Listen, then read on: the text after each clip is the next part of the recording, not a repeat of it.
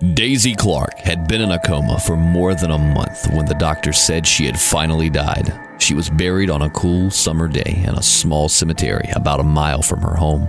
"May she always rest in peace," her husband said. But she didn't. Later that night, a grave robber with a shovel and a lantern began to dig her up. Since the ground was still soft, he quickly reached the coffin and got it open. His hunch was right. Daisy had been buried wearing 2 valuable rings, a wedding ring with a diamond in it, and a ring with a ruby that glowed as if it were alive. The thief got down on his knees and reached into the coffin to get the rings, but they were stuck fast on her fingers. So he decided that the only way to get them was to cut off her fingers with a knife. But when he cut into her finger with the wedding ring, it began to bleed, and Daisy Clark began to stir. Suddenly, she sat up. Terrified, the thief scrambled to his feet. He accidentally kicked over the lantern, and the light went out.